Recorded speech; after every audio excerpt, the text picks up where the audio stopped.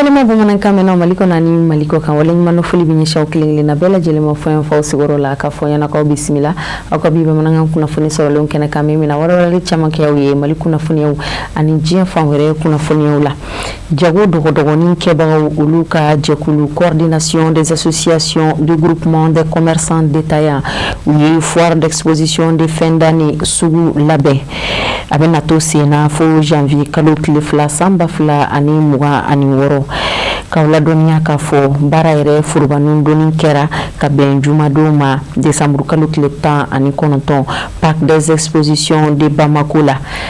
kena nyamoya ani abunya na karama okumtaleno ka kalfa mali jamana ministre ni ube izunku ani jago ko kuna akerefe atonyo ke ministre wala tumeno ni nga chawbi nyeshi dine ku ladaku ani batoku kunya nyana bolima alhamdu badini na lakalani Jago ke la détaillant ka Jakuluba coordination des associations de groupements commerçants détaillants odeni foiri kene sigi 5 ans anga donko seko obseka yakuba ya chogomne jago ko binankunka foiri inkolomo karila jamana ministre fe munga chabenyeshi usini ani jago koma. Il y a 5 associations pour nous faire la coordination de faire la nous faire des fins d'année organisées kage sababouye bamako kaw bese buka sale so la fia la tomna ka so ma degun mafu o foire ko na nya organiser jamana din ani jamana wara mo bela geleni pour que mo kana comme ça on a un salaire qu'on parce que mina mon fere mo ma wa ma une population fana fait vraiment bekana kana foire assister ka laje nala sona mani nana bi isago soro bi ga ni ta bela gelen soro kona jamana chama mawde na lembe irali kani keneka kerenkerenya ma ayesi jamana nobe Burkina ani Niger ko fo vraiment jamana nyamo ya deme parce que nyamo ya fo ko insécurité ba na ko bon ko menacer le mais vraiment en mo yoro ya parce que muna anga lakana mo ani président na ka gouvernement bon vraiment vous ce que lakana mi se ka sabu sulo donc ayra nyamo la ka fa bien basse fouete bon faire bon ko menacer le ay foire damna mena kabini babe mbada ani amdalay kana fengela chenchenka atete structure organisée rom anyo lu beke association duru ore farala ngonka bo association ka chanoyi mais mun sera ka ngon famia ka fara ngonka ore oyi anana kana feedback la amni fama ka bengambe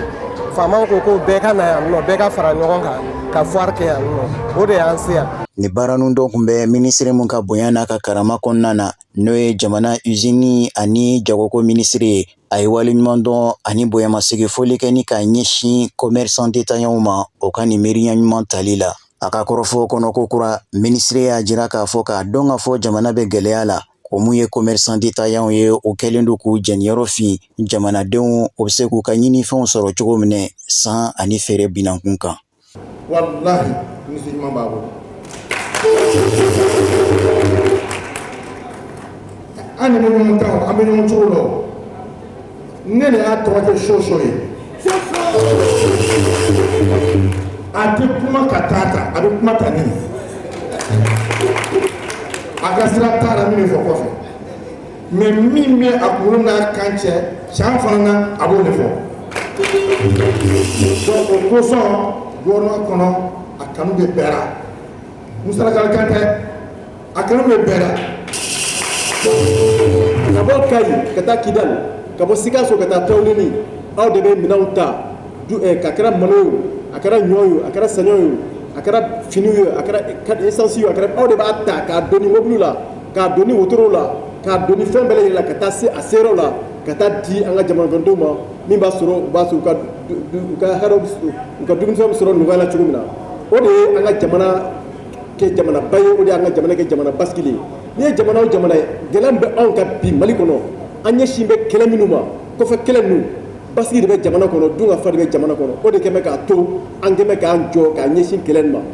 donc o dunga fa ananga jamana kono do mo bi fombina na o bo soro asoro chugula awatila ana asoro dumana abo chesirmina o de jako ni globally anga wuli ka se ya kana au fo ka wole nyimando kana au gele ba fo ye ay faranyo ka ay be jamana mi yoro mina bi amogo be benila jamana an kana gɛlɛya fara gɛlɛya kan bɛɛ lajɛlen ka i sɔnni ji tɔ jigi an ka bɛn ko la ka fara ɲɔgɔn kan ka baara kɛ ɲɔgɔn fɛ min b'a to an ka jamana bɛ yiriwa an ka jamana bɛ taa ɲɛ. Coordination des associations de groupement des commerçants détaillants n'o bɛ jagokɛla détaillants ko fɔ o ka ni foire in baara nun don kɛnɛ kan fɛn min ye waleɲuman dɔn attestation de reconnaissance ye o taara ni k'a di maa caman ma ka kɛɲɛ ni o ka dɛmɛ ye. Fasodenɲumanya jɛkulu min bɛ wele Association malienne pour la promotion de la citoyenneté a jɛkulu a ye san 10 sɔrɔ ɲɛnamaya la walasa ka se k'u ka san 10 sɔrɔli sankunbɛn ɲaɲaliw boloda u ye kɛnɛ sigi sen kan Maɲanbugu donnajigiso kolibiri kɔnɔna na min sen fɛ AMPC u kanubagaw u dɛmɛbaga jɛkulu ani u ka invité d'honneur u bɛɛ lajɛlen bɔra ka na fara ɲɔgɔn kan tɔndenw kɛrɛfɛ walasa ka se ka nin don ɲɛnamaya k'a to hakiliw fɛ k'aw ladɔnniya k'a fɔ kɛnɛ sanuman in kan bɛnkan sɛbɛn dɔ tɛgɛnɔ bila ANPC jɛkulu ani association sigida yelen ju Mali fɛ k'o kɛ u ka baarakɛɲɔgɔnyaw nin don ye association sigida yelen ale yɛrɛ de tun ye kɛnɛ in denfa ye an ka jɛ an ka sɔrɔli lajɛ Fuseni Keyita ka jatalenw don. A ɲɛnajɛmayɔrɔ kɔfɛ nin kɛnɛ in ye waati duman ye min bɛ Association malienne pour la promotion de la citoyenneté jɛkulu tɔndenw bɛɛ lajɛlen ka fɔ ɲɔgɔn kan mirina kelen na nisɔndiya kɔnɔ ka sanga ni jɛkulu in ka san 10 sɔrɔli ye ɲɛnamaya la jɛkulu de don min sigilen don fasodenɲumanya kan tɔndenw nana ka bɔ fan bɛɛ lajɛlen fɛ ka n'u ka kɛlɛɲɔgɔnya ni ɲɔgɔn kanu yira ɲɔgɔn na u ye paraɲɛ minnu kɛ ka daminɛ tɔn bange kuma ma ka se san 10 ma u ye ɲɔgɔn hakili jigin o la baaraba minnu fana sera ka dangɛnɛmaya ɲɛfɔli kɛra o kan ani ka hakiliw jagabɔ fɛɛrɛ kuraw ka boloda baarakuraw bɛ se ka latigɛ cogo min tɔn ka ɲɛtaga kosɔn fasodenɲumanya hakilina sinsinni kosɔn Association malienne pour la promotion de la citoyenneté a ye nabaga bɛɛ lajɛlen fo fɛn fɛn sɔnna ka fara u kan k'u ka san 10 sɔrɔli sankunbɛn ɲaɲaliw kɛ. An ye baara caman kɛ an bɛ écoledenw former souvent i b'a sɔrɔ seti parents ka cours ta ka d'u ma aujourd'hui dans les écoles hali den bɛ école privée la n'i ma cours ta c'est difficile à passer donc nous ciblons des écoles surtout les élèves i b'a sɔrɔ parents c'est tout ye donc an bɛ en collaboration avec certains enseignants an bɛ cours ta ka d'u ma an bɛ groupement de femmes muso jɛkulu an b'u fana former fasodenɲuman kan baara bɛ sɔrɔ cogo di safunɛ bɛ dilan cogo di an b'o caman kɛ maintenant les déplacés du centre i b'a sɔrɔ c'est des gens qui ont tout perdu qui ont tout abandonné crise kama u bɔra ka na Mali la yan c'est tout ye hali sɔrɔ t'u bolo donc an bɛ fini fara ɲɔgɔn kan d'u ma i b'a sɔrɔ fini dɔ b'an bolo i b'a sɔrɔ fini kɔrɔ dɔ mɛ olu fini kuruw bolo an b'o ta ka d'u ma maintenant dɔw fana dɔgɔtɔrɔso la i b'a sɔrɔ c'est tout ye u bɛ dɔgɔtɔrɔso la hali ordonnance fura t'u bolo donc an bɛ wari fara ɲɔgɔn kan c'est tan ye dɛ mais an bɛ dɔɔnin an b'o fara ɲɔgɔn kan ka d'u ma an bɛ joli de kɛ par commune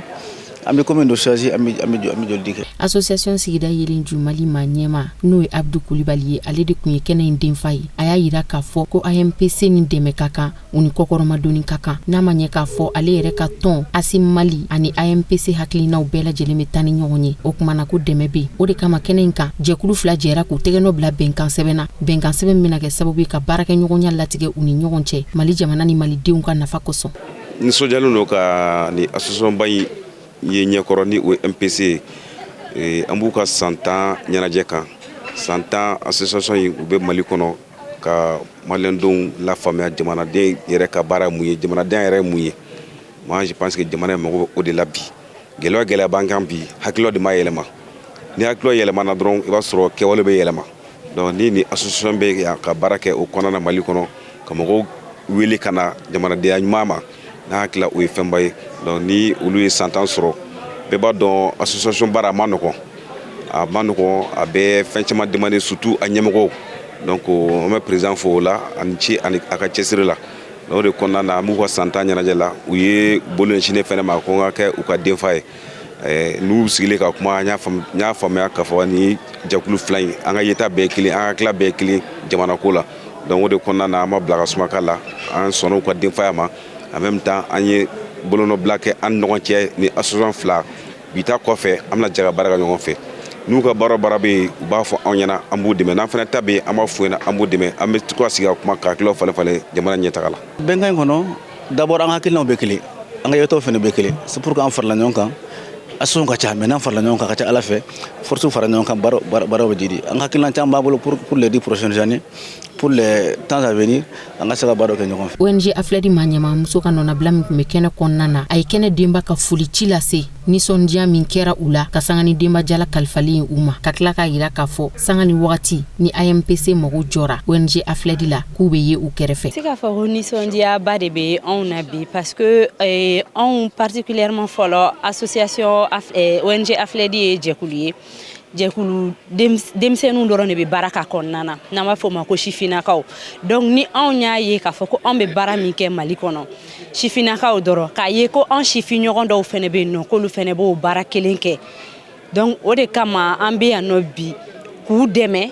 u ka nisɔndiya la u ka santan nisɔndiya la cogoya min na fɔ ko Mali kɔnɔ sifinnaka dɔw bɛ yen nɔ u sera ka santan sɔrɔ an bɛɛ b'a dɔn ko association ko okumu bɛ cogo min na sifinnakaw fan fɛ fɛn min de don a ma nɔgɔn gɛlɛya caman de b'a kɔnɔna. Kɛnɛ in kan attestation de fɛn ni formation dira maa dɔw ma minnu garijɛgɛ donna dɔɔni kankuruyali la jama ɲɛmɔgɔya kan cakɛda bilali sen kan a n'a labarali cogo ɲuman kan sorofekɔnɔw y'u seko lamaga kɛnɛ kɔnɔna na ni dɔnkili dumanw ye ɲɔgɔlɔnbɔ dɔ fana kɛra fasoden ɲumanya kan min ye jama la nisɔndiya waasa ka baaraw datugu anniversaire gâteau tigɛra ka association malienne pour la promotion de la citoyenneté ka san 10 bougie faga.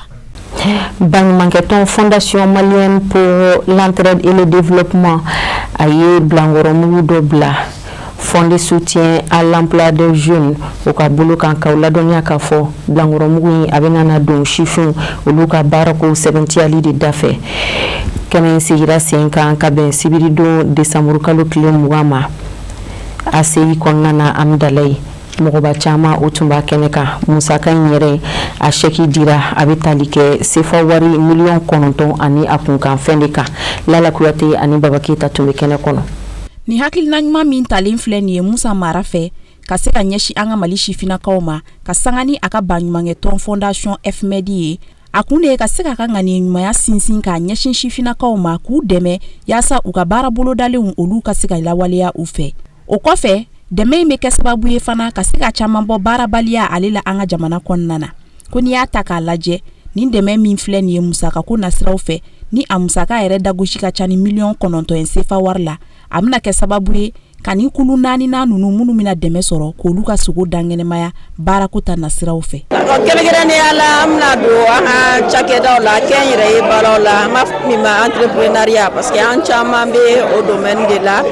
donc caman dɔw ta ye ka projet lancer a daminɛtɔ la dɔw t'a daminɛ la mais u bɛna développer dɔw ta yɛrɛ u bɛ fɛ ka boloda wɛrɛ fara a kan donc a dɛmɛ min bɛna don olu siraw de fɛ. Tiɲɛna a ye nisɔndiyaba lase anw ma parce que entrepreneuriat kɛnyɛrɛye baara a ma nɔgɔn quoi donc ni an bɛ ni dɛmɛ modèle sɔrɔ a b'an dɛmɛ en même temps a bɛ courage fɛnɛ don an na walasa an bɛ se ka kɛ ka ɲa an ka kɛ ka ɲa a ka nafa lase an ma sini an fɛnɛ ka mɔgɔ dɔw wɛrɛw fɛnɛ dɛmɛ an ka fɔ an yɛrɛ kelen dɛmɛ a ka mɔgɔ wɛrɛw dɛmɛ minnu b'a sɔrɔ alhamdulillah tiɲɛ yɛrɛ la an bɛ Ala fo ka barikada an b'u fɛnɛ fo Ala ka ɲɛta di dɛmɛ ma tiɲɛ yɛrɛ la Ala ka ɲɛta d'a ma ka sebɔ halisa ka caya halisa ka se ka an ɲɔgɔnna jeunes caman dɛmɛ parce que an caman de bɛ projet bɛ yen nɔ mais dɛmɛ tɛ yen nɔ pour que an bɛ se ka projet réaliser cogo min na an minnu fana y'a sɔrɔ que an k'an cɛsiri halisa an k'an cɛsiri a kana kɛ dɛmɛlankolon ye a ka don a da fɛ. Nin dɛmɛ in yɛrɛ musaka nasiraw fɛ n'a bɛ fɔ a ma ko FONSEJ nin tako 4nan in sifinnaka 18 de garizigɛ donna a la ka fara an balaka dɔw kan ko hali bi nin b'a yira k'a fɔ ko Musa Mara a kɛlen don ka wulikajɔw ni cɛsiriw sabati yaasa sifinnakaw ka yɛrɛta baaraw ka se ka yakubaya jamana kɔnɔna na ni o ye entrepreneuriat ye o siratigɛw de fɛ a ka baɲumankɛtɔn in ni o ye FMD ye u ye welekan kɛrɛnkɛrɛnnenw kɛ ka ɲɛsi mɔgɔw ma minnu garizigɛ donna dɛmɛ in na hali bi k'u ka dɔ fara cɛsiriw kan yaasa u ka se ka dɛmɛ in na baara ka ɲɛ ka se ka baara di sifinnaka wɛrɛw ma ani fana ka se ka courage don olu yɛrɛ la yaasa dɛmɛ in ka se ka to sen na badabada la. Dɛmɛ min n'an b'a kɛnɛ kan n'a tako 4nan in ye Fondation malienne pour l'entraide n'o ye jɛkulu ye min ko k'a bɛ maliyɛnw dɛmɛ ni maliyɛnw yɛrɛ ka sɔrɔ n'u ka se nin y'a tako 4nan ye an bɛ sifinnakaw ani musow u b'u ka projet u ka baaraw minnu bɛ bololabaaraw kɛ u bɛna yira an na k'a fɔ ko dɛmɛ k'an ka se k'u dɛmɛ donc an bɛ dɛmɛ la s'u ma mais dɛmɛ min fana don juru tɛ mais dimal don komi fondation malienne pour l'entraide a conseil d'administration ɲamaba o ye Musa Mara ye Musa Mara ka hakilina don depuis 2020 depuis tuma min na n'a bɛ député la a ko hakilina la dɛmɛ ko n'i bɛ baara kɛ maaw ye a kana dulon i yɛrɛ la maaw ka dɛmɛ ka se ka kɛ kuma bɛɛ k'a sɔrɔ a ma dulon i yɛrɛ la hakili la a y'o la waleya depuis an ma se bi ma bi an b'a dɔn a bɛ gɛlɛya min kɔnɔna la mais o bɛɛ la a ka hakilina in a bɛ ka la waleya n'a ka hakilina a n'a ka dɛmɛ ye ka dɔn k'a fɔ hali bi a ye laɲini min kɛ n'o ye k'a fɔ ko sifinnakaw ani an balakaw an ka se k'u dɛmɛ u ka se ka dɔ kɛ u yɛrɛ ye k'an ka u dɛmɛ don o don ka bɔ delili ni sigili tɛ wuli la mais u yɛrɛ ka baara dɔ ko u yɛrɛ ye u yɛrɛ fana ka laɲini min ye olu fana ka se ka maa wɛrɛw ta baara la donc o de y'an sigi kun ye kɛnɛ kan bi donc n'i y'a jate an ka projet in bɛ taa Mali fan bɛɛ la mais nin tako naaninan in na an ka Gawo ka mɔgɔ dɔ ye garisɛgɛ sɔrɔ la Sikaso ka ani Fana Kita ani Bamako maa 8 o de y'a sɔrɔ n'i y'a jate fana musolakaw cayara la kosɛbɛ parce que projet 18 na projet 10 o bɛɛ ye muso ye donc a yira k'a fɔ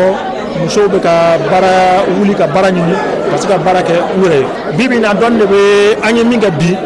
dɔɔni de b'a jɛ 1,10 na min dira maaw ma komi n y'a fɔ cogo min na juru tɛ mais dimal don yaasa u ka se ka baara k'u yɛrɛ ye u ka baara ka se ka la yiriwa a di kun ye hakili la Gawo n ye Gawo fɔ an b'a dɔn Gawo ye yɔrɔ ye ni cɛncɛn ka ca yɔrɔ la mais an balimaw b'a fɛ ka n'an y'an ka projet financer ale ko k'ale bɛ jaba de sɛnɛ Gawo an balima dɔw bɛ yen nɔ Sikaso ka ale ko fraise an b'a dɔn bi fraise ye fɛn min ye a bɛ cogo min na a bɛ nafa min ɲa dumuni na dɔw ta ye pomme de terre ye dɔw ta ye jaba ye dɔw ta ye sɛ mais hakili la a fɛn fɛn bɛ yen nɔ a fanba sɛnɛ b'a la mais sɛnɛ min fana don minnu y'a caman y'a jira k'a fɔ k'olu bɛ ka sɛnɛ min kɛ o ye k'a fɔ bio ye n'a bɛ fɔ k'a fɔ k'an ka sɛnɛkɛfɛnw yɛrɛ gɛrɛngɛrɛnnen produit chimique tigɛ minnu na minnu nɔgɔ bɛ bɔ an yɛrɛ ka nɔgɔ la donc o fanba b'a la. kɛnɛ in sigili senfɛ maa minnu garizigɛ donna dɛmɛ in na nabagaw ye olu ka seereyakanw lamɛn ka sanga ni ja dɔw carini ye kogo la an b'aw ladɔnniya k'a fɔ fana ko kɛnɛ in kun sɛbɛkɔrɔ masirilen don FMD yɛrɛ dɛmɛbaa jɛkuluw fɛ ni o dɔw bɛ tali kɛ APJ ANP o n'a ɲɔgɔnna caman wɛrɛw ka fara olu kan Monsieur Musa Mara a jɛɲɔgɔn caman fana tun bɛ nin kɛnɛba in sanfɛ ka dɛmɛ ninnu ta ni o ye chèquew ye k'o di a tigiw ma olu de kɛra ka nin kɛnɛba in yɛrɛ kuncɛ. Sumanshitigiw ka jɛkulu association sémencière du Mali ni o ye ASEMA ye u ye kɛnɛ dɔ sigi sen kan kɛnɛ in bɛ tali kɛ u ka baara kokoro doni o fɛɛrɛw ani a baarakɛsenw de kan k'aw ladɔnniya k'a fɔ kɛnɛ in yɛrɛ sigira sen kan ka bɛn ntɛnɛndon décembre kalo tile 22 de ma maison de la femme na Sabalibugukaw fɛ yen nɔ alhami hakɛto b'a ka Abdul Karim Sako ani Bubakar Traoré Sherifila TV Jabani so tɔgɔ la olu de tun bɛ kɛnɛ kɔnɔna na an ka jangu ka sɔrɔlenw ɲamada. Jɛkuluba min ka baara bɛnnen don sumasi dilanli ma an ka jamana kɔnɔ n'o ye association sémencière du Mali ASEMA ye nin ye u ka kɛnɛ ye kɛnɛ min n'u nana ka na u ka san 5 nata baara fɛɛrɛ bolodalenw yira ɲɔgɔn na n'o de ye k'a fɔ san 2026 ka se san 2030 ma baara minnu bolodalen bɛ u fɛ o baaraw bɛ se ka lawaleya cogo min na u n'u dɛmɛbaga jɛkulu ka bolodi ɲɔgɔnma kɔnɔna na u ye hakilinaba min ta n'u k'a ma plan stratégique n'o dɔ ye k'a fɔ ɲininikɛlaw min bɛ sumasi baara kɔnɔna na ka taa se minnu b'a lasago ani minnu bɛ musakaw bɔ ka don a baaraw dafɛ ninnu bɛɛ lajɛlen ka se ka baara kɛ ni hakilina kelen ye cogo min na Mali sumasi ko a bɛ se ka sabati cogo min na bi maliden bɛɛ ko yɛrɛya kun fɔlɔ k'o ye dun ka fa ye a fɔlɔ ka ɲininikɛlaw dɛmɛ o ka se ka siw bɔ si minnu bɛ bɛn an ka jamana dugukolo ma ani yɛlɛma kura min bɛ san'a fɔ ma ko changement climatique si minnu bɛ se ka bɛn o ma pour que o si ninnu ka se ka yakubaya an ka se k'olu sɔrɔ o bɛ dɔ fara an ka sɔrɔ la bon o kɔfɛ a sigiden dɔ fana ye jɔn ye o ye ni sɔrɔ kɛra ni sumansiw bɔra a bɛ lasago cogo min na a bɛ feere cogo min na sugu kɔnɔ donc ka fɛɛrɛ tigɛ ka sugu saniya pour que si minnu bɛ taa sugu la olu ka kɛ si ye si minnu ye si lakikaw ye donc a siginan dɔ wɛrɛ fana ye min ye baara ɲɔgɔnw ni ɲɔgɔn cɛ sibɔlaw sɛnɛkɛlaw ani ɲininikɛlaw u ka jɛ ka bolo di ɲɔgɔn ma ani minnu bɛ u ka musaka don a la u ka jɛ ka bolo di ɲɔgɔn ma pour que ka baara kɛ baara min bɛ se ka waleya ni baara ni ɲali ye donc bakuruma damadɔ la nin ye damadɔ ye k'o fɔ a kɔnɔ nin baara nin labɛnna projet agra a ka yamaruya kɔnɔ parce que an ye bolo di ɲɔgɔn ma kɛ an ye projet sɔrɔ u bolo ASEMA ye projet sɔrɔ projet agra dɔ sɔrɔ donc o projet ka baara kɔnɔna la an bɛ ka baara min kɛ nin ba kɔnɔ olu de kɛra sababu ye ka musakaw fara ɲɔgɔn kan ka di ASEMA ma pour que ASEMA ka se ka nin baara nin kɛ. Cakɛda min ɲɛsin bɛ sɛnɛko ma an ka jamana kɔnɔ n'o ye direction nationale de l'agriculture o ka maakun bɛ kɛnɛ in kan a y'a yira k'a fɔ ASEMA maaw ka nin baara in ko baara belebele don min nafa ka bon jamana kɔnɔ kosɛbɛ wa u ye hakilina minnu fara ɲɔgɔn kan k'a kɛ gafeba ye n'u k'a ma stratégie 2026-2030 ko ni a sera ka sabati a bɛ jamana dɛmɛ kosɛbɛ sɛnɛko nasira kan. Parce que anw yɛrɛ ye ministère de l'agriculture ye an ni ASEMA bɛ baara kɛ ɲɔgɔn fɛ kosɛbɛ parce que fɛn o fɛn ye sumansi ko kɔni ye kɔni direction nationale de l'agriculture da tɛ se ka bɔ o kuma la parce que k'a daminɛ depuis c'est-à-dire sumansiw turuyɔrɔ la fo ka taa se u seyɔrɔ ma an n'u contrôle an ka servicew bɛ baara kɛ o sens la donc u ye action minnu décrété san 5 nataw la n'i y'a ye a action ninnu a bɛɛ bɛ contribuer ka sɛnɛ la taa ɲɛ Mali la ka dun ka fa sabati donc ASEMA yɛrɛ jɛkulu min o bɛ baara kɛ sumansiw kan a mɛnna donc u bɛ min produit o ye semence certifiée de c'est-à-dire n'u ye semences sɛnɛ semences bɛ tɛmɛ contrôle de fɛ ka sɔrɔ k'a fɔ sɛnɛkɛlaw bɛ se ka utiliser wa a bɛ rendement ɲumanw di. Association Sémancière du Mali ASEMA a ɲɛmaa y'a yira k'a fɔ fɛnɛ k'a fɔ jɛkulu sigira o fɛ o ko min ma Alliance des producteurs de semences et de plants agricoles de la Confédération AES n'o ye jamana saba faralen ɲɔgɔn kan Mali, Niger, Burkina Faso o jamana saba in kɔnɔ minnu ka baara bɛn bɛ sumasi dilan ma walasa dunkafa bɛ se ka sabati ni jamana kofɔlen ninnu bɛɛ lajɛlen kɔnɔ. Sisan o de b'an sɛnsɛn ka diɲɛ fan wɛrɛ kunnafoniyaw lasɔrɔ an ka jɛ an ka Musa Fɔnba lamɛn.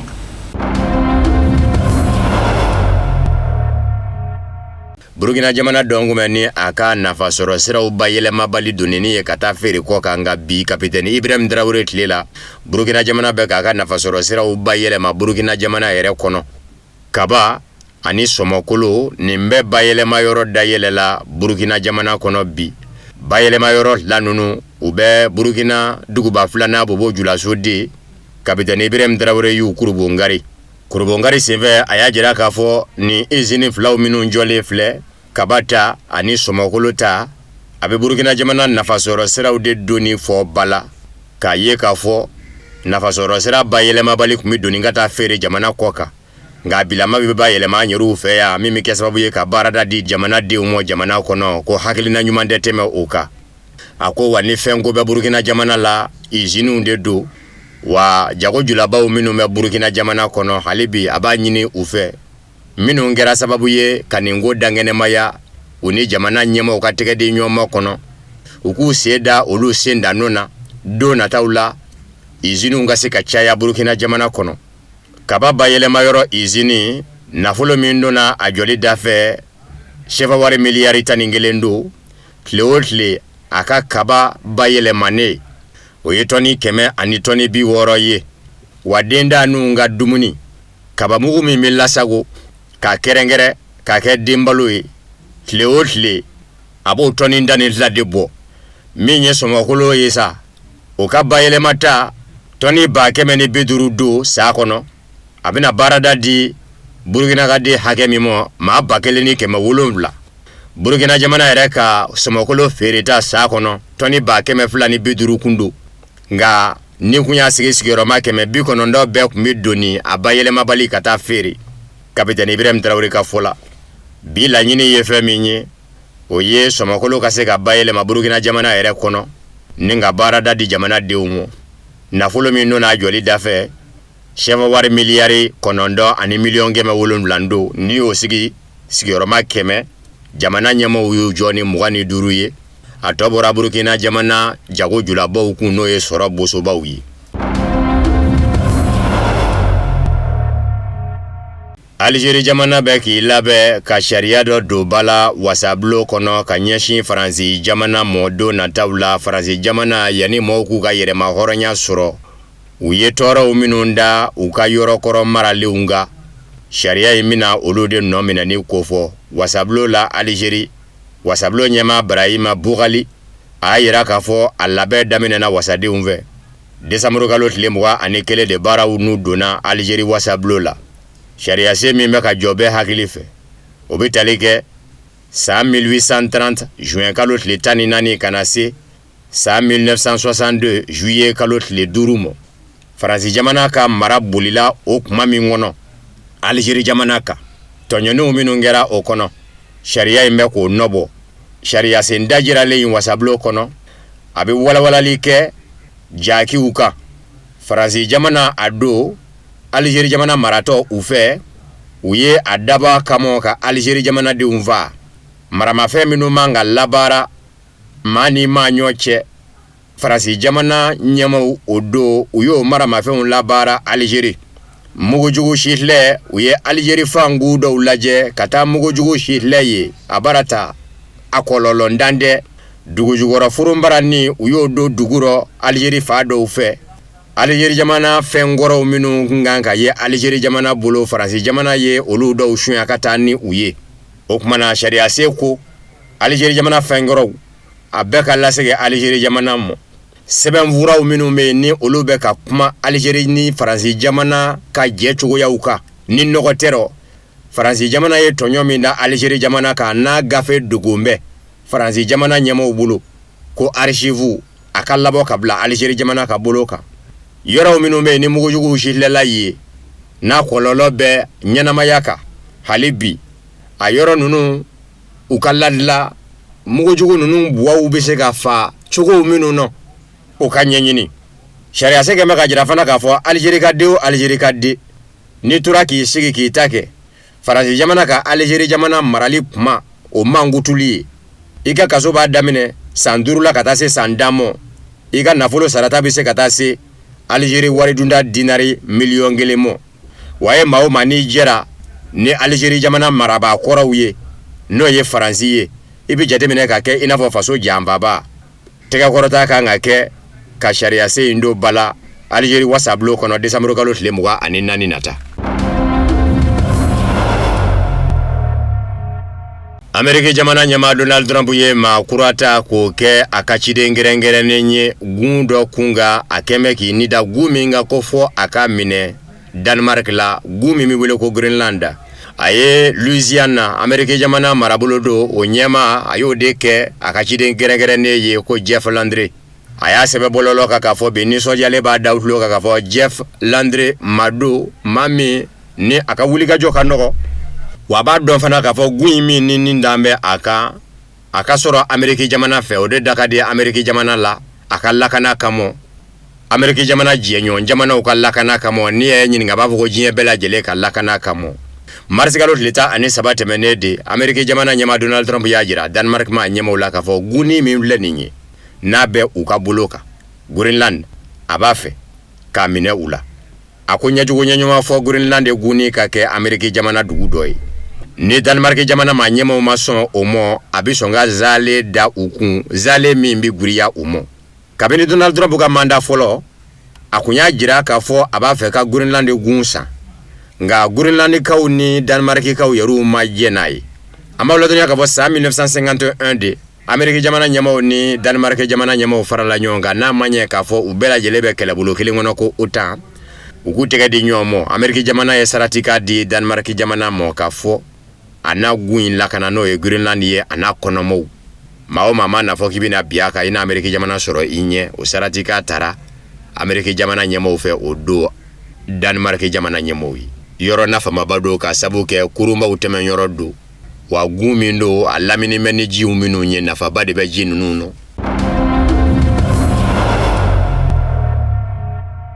Faransi jamana ɲɛmaa Emmanuel Macron y'i cun ni Allemagne jamana ministre ɲɛma chancelier Friedrich Merz ye kunnafoni di gafe Financial Times ka fɔ la u kɛlen ka ɲɔgɔn sɔrɔ nansaralatɔma Union Européenne lajɛ kɛnɛ kan décembre kalo tile 18 na tile 19 maa dɔ ye kɔrɔfɔ lase Financial Times kunnafoni di sira mɔgɔw ma min n ka dɔnta ka bon sigikafɔ in kɛcogo la alamusa tɛmɛnen a y'a yira k'a fɔ Emmanuel Macron Faransi jamana ɲɛma a bɔra Allemagne jamana ministre ɲɛma chancelier Friedrich Merz jigi kɔrɔ Irisila jamana halala nafolo a kumaniyalen kɔ a mɔ a labaarali la Ukraine jamana nɔ bawo Allemagne ministre ɲɛma chancelier kun gɛngumɛ k'i ni da ka kosɛbɛ Financial Times kunnafoni disira yira k'a fɔ Faransi jamana ni Italie jamana jɔyɔrɔ bonyana ko in balili la bawo Faransi jamana ɲɛma Emmanuel Macron ka taa se Italie jamana ministre ɲɛma ni musolaka do ko Meloni u nana ye k'a fɔ ni u sera u ka wasabulon kɔnɔ Faransi ani Italie ka dajira wasadenw na k'a fɔ anw b'a fɛ ka Irisila jamana a halala nafolo kumaniyalen kɔ a mɔ an ka warisow la nansaralatɔnba Union Européenne kɔnɔ an b'a fɛ ka taa labaara Ukraine jamana kɔnɔ ko wasadenw tɛna ɲɛ ɲuman jɔ u la ko de y'a to ko Emmanuel Macron y'i cun ni Allemagne jamana ministre ɲɛma chancelier ye ko nka k'a tɛna to tajuru sarabali ye Emmanuel Macron na Allemagne jamana ministre ɲɛma chancelier fɛ a ma ladɔnniya k'a fɔ lajɛ min kɛra décembre kalo tile 18 na tile 19 nansaralatɔnba Union Européenne ma ɲɛmaw ni ɲɔgɔn cɛ Irisila jamana halala nafolo kumaniyanen kɔ a mɔ k'a labaara Ukraine jamana kɔnɔ u ma se ka bɛnkan kelen kan u kɔni y'a lajɛ ka dɛmɛ dɔ ɲɛsin Ukraine jamana mɔ o ye juru ye euro wari miliyari 90 o ye juru bi don Ukraine jamana la nka nɔti d'a kan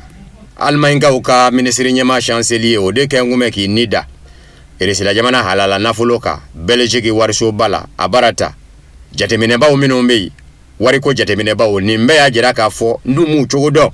Belgique jamana min kɛmɛ nansaralatɔnba Union Européenne yɛrɛ jaba la ye a laban bi sigi a sensabara kɔnɔ bawo ni Euroclear Irisila jamana halala nafolo mana ta ka bɔ a kɔnɔ a wo bi ye wa a wo bari man di jateminɛ cakɛdaw minnu bɛ yen i n'a fɔ agence de notation Fitch nin bɛɛ lajɛlen kun ye u lasɔmi nka o n'a ta bɛɛ Allemagne ka ministre ɲɛma kun ko fɔ ɲɛjugu ɲɛɲuman nafolo in ka labɔ de k'a labaara Ukraine nɔ nansaralatɔnba Union Européenne bolofara Commission Européenne ɲɛma muso n'o fɛnɛ ni dalen kun don nafolo kan o y'a ye k'a fɔ Allemagne ka ministre ɲɛma chancelier bilama kelen na lajɛ kɔnɔ o fɛnɛ ye yɔrɔ janya Allemagne jamana ministre ɲɛma la ni k'a bila kelen na Faransi jamana don nataw la ka sanga ni Irisila jamana ɲɛma Vladimir Poutine ka dakuru ɲɛw ye laseli dɔ senfɛ k'a fɔ baasi tɛ mɔ ani Faransi jamana ɲɛma Emmanuel Macron ka kuma Ukraine kɔrɔ Faransi jamana ɲɛmaya so n'an b'a jira k'a fɔ don nataw la ani Vladimir Poutine kan ka kuma ɲɔgɔnya lasegi u ni ɲɔgɔn cɛ cogo min na o bolo da Emmanuel Macron ye a jira k'a fɔ a labɛn bɛ fɛnɛ ka kuma ni Vladimir Poutine ye bi a y'a yira a ka kuma na k'a fɔ a ka kansa don nataw la nansaralatɔnba Union Européenne jamanaw ka segi ka kuma don u ni Vladimir Poutine Irisila jamana ɲɛma cɛ ko nafa bi sɔn ka ye a la min ye Vladimir Poutine yɛrɛ ka babu sentigi ye sa ni o ye Dmitry Peskov ye ale ye kuma ta k'a jira k'a fɔ bɛɛ lajɛlen ye Vladimir Poutine ka kuma mɛn a kɛtɔ k'a ka sankura sanbɛ foli ni laseli kɛ ka ɲɛsin Irisila jamana denw ma bɔlɔlɔ fɛ a y'a yira k'a fɔ ka sanga ni kunnafoni dila dɔ ka ɲininkali jaabi ye ko baasi tɛ Emmanuel Macron fɛ kuma na i fɛ ko Faransi jamana ɲɛmaw yɛrɛ n'an bɛ a jira k'a fɔ u fɛnɛ b'a fɛ ka kuma n'a ye ko nka a ka dɔn k'a fɔ Irisila jamana ɲɛma Vladimir Poutine b'a fɛ ani Emmanuel Macron ka kuma gwɛlɛyaw minnu bɛ u ni ɲɔgɔn cɛ bɛɛ jɔyɔrɔ ye min ye ka se k'o dɔn ko nka a kana kɛ tɔgɔ ɲini kuma ɲɔgɔnya ye k'a fɔ Faransi jamana ɲɛma Emmanuel Macron ni Irisila jamana ɲɛma Vladimir Poutine kumana ka dunu ni bala ta yɔrɔ k'o k'a dama tɔgɔ ɲiniko ye Irisila jamana ɲɛma Vladimir Poutine ka babu sentigi Dmitry Peskov ko Faransi jamana ɲɛma Emmanuel Macron dɔn bɛ n'o min ye a dabɔn don o kama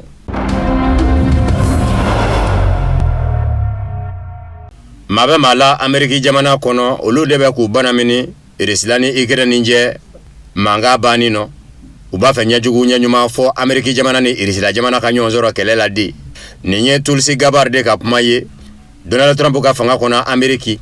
ale yɛrɛ de ye Ameriki jamana lakana ko a ɲɛmaaba ye a ye kɔrɔfɔ in lase lajɛ dɔ de senfɛ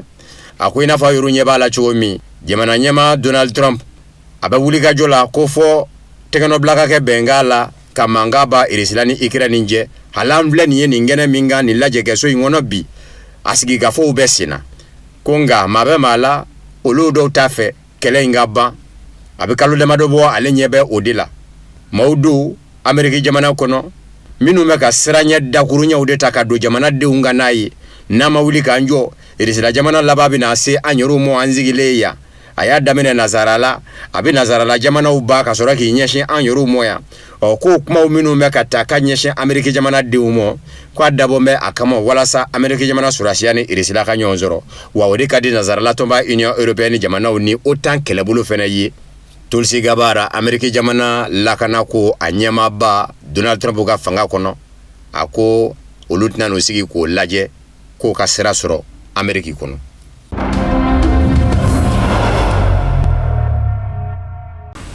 Ayiwa ni ne bɛ dansigi kɛ bi bamanankan kunnafoni sɔrɔlen na minnu sera ka fara ɲɔgɔn kan ka bɛn ni kuma in ye kunnafoni di so ɲɛmɔgɔso fɛ ka lase aw ma aw ni ce a ka ɲɛmadali la aw k'an bɛ diɲɛ waati wɛrɛ ni Ala y'o faransiw kan.